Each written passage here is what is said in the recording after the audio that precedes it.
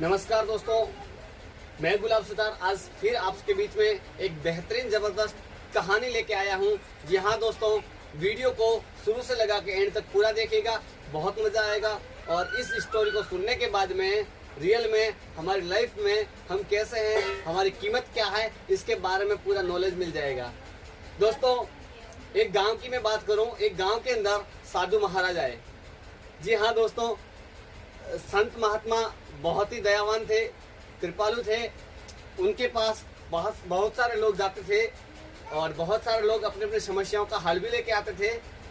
तो सर एक दिन क्या हुआ, एक आम परिवार का इंसान, एक गरीब परिवार का इंसान दुखी था, बेरोजगार था, और वही इंसान उस महात्मा जी के पास जाता है। महात्मा जी के चरणों में चरण स्पर्श करने के बाद बोलता है, महात्मा जी मैं बहुत गरीब हूँ, मेरे पास कोई काम नहीं है, ऐसा मुझे आप बस आशीर्वाद दे दीजिए, ऐसा मुझे काम बता दीजिए, मैं वह काम करूँ, मैं बहुत कुछ पैसे कमा सकूँ। मैं खुद मतलब इतना गरीब हूँ। वो सारी अपनी व्यथा बता रहा था। फिर महात्मा जी ने उसको आशीर्वाद के रूप में एक नीला पत्थर दिया और बताया कि आप इस नीले पत्थर को मार्केट में जाके इसकी वैल्यू पता करके आ जाओ कि इसकी कीमत क्या है, नीले रंग के पत्थर की कीमत। अब वो चमकीले नीले रंग के पत्थर को लेके अपने दोस्त के पास जाता है। उनका एक दोस्त फल विक्रेता होता है, यानी कि एक फल विक्रेता होता है, फल फ्रूट बेचता है। उनके पास जाता है और उनको बोलता है कि इस नीले रंग के पत्थर की कीमत क्या है। क्योंकि हर इंसान जब भी कोई भी चीज किसी भी काम की शुरुआत करता है, हमेशा अपने ही लोगों के पास, अपने ही दोस्तों के पास जाता है। सबसे पहले अपने दोस्त के पास गया और उसको बताया कि दोस्त, इस नीले रंग के पत्थर, इस नीले रंग के चमकीले पत्थर की कीमत क्या है। उस दोस्त ने बताया कि इसकी तो पत्थर की कीमत क्या बता सकता हूँ, हो सकता है आपको साधु महात्मा जी ने ऐसा ही ये दे दिया हो, आपको ऐसे बहलाया हो। इस नीले रंग के पत्थर की कीमत हम कुछ नहीं बता सकते, लेकिन ये चमकीला बहुत है, अच्छा बहुत है, इसलिए इस पत्थर के मैं 1000 रुपये आपको दे देता हूँ। दोस्त फिर वह इंसान वहां से निकलता है, क्यों ना कि मैं एक और दोस्त से ट्राई कर लूँ। दूसरे दोस्त के पास जाता है। अब उसका दूसरा दोस्त, बर्तन की दुकान है, वो भी उसका खास दोस्त था, उसके पास गया और उनको बताता है कि मुझे इस नीले रंग के पत्थर की कीमत चाहिए, इसकी कीमत क्या है, आप मुझे इसका कितना दे सकते हो।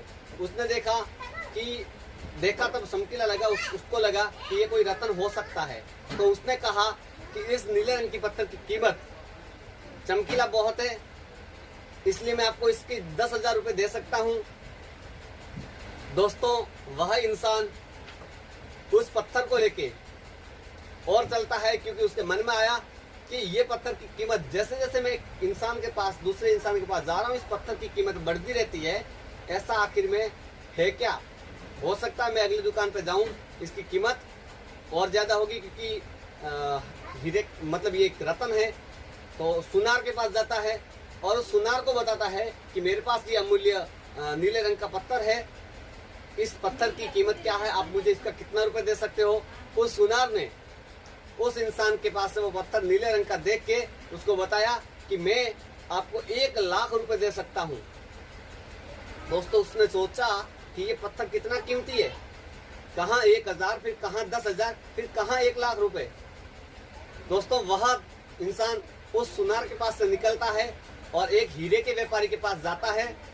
उस हीरे के व्यापारी को बोलता है कि मेरे पास नीले रंग का पत्थर है, इसकी कीमत क्या है, ये कोई रत्न है। उस हीरे के व्यापारी ने उस रत्न को देखा और उस पत्थर को देखने के बाद में उसने सीधा ही उस इंसान को बोला कि ये पत्थर आपने कहाँ से लाया, ये कोई मामूली सा पत्थर नहीं है, ये अमूल्य हीरा है, इसकी कीमत मैं नहीं लगा सकता, मेरी पूरी जायदाद भी मैं अगर बेच दूं तो भी इसकी कीमत मैं नहीं लगा सकता हूँ। तो दोस्तों, ये जिंदगी हमारी उस अमूल्य रत्न के बराबर है। हमारी इस जिंदगी की वैल्यू कोई लगा नहीं सकता है। हम वह कर सकते हैं जो हम सोच सकते हैं, हम वह कर सकते हैं जो हम सोच सकते हैं। अब हम वह कर सकते हैं कि जो हम सोच सकते हैं, तो हम छोटा मोटा सोचे ही क्यों, सोचे तो बड़ा सोचे। राइट बात है। जिस जैसा सोचोगे वैसा हम कर सकते हैं। दोस्तों, इस हीरे रतन की तरह अमूल्य जिंदगी की कोई कीमत नहीं लगा सकता है। हम हमेशा पॉजिटिव रहिएगा, कभी भी कोई नेगेटिव बात दिमाग में मत आने दीजिएगा। जो भी काम करो पॉजिटिवता के साथ कीजिएगा। बढ़िया जबरदस्त दोस्तों, कहानी आपको अच्छी लगी हो, पसंद आई हो तो लाइक कीजिएगा, कमेंट कीजिएगा, शेयर करना बिल्कुल मत भूलिएगा और सब्सक्राइब भी जरूर कीजिएगा। थैंक यू दोस्तों, फिर मिलता हूँ अगली कहानी लेके।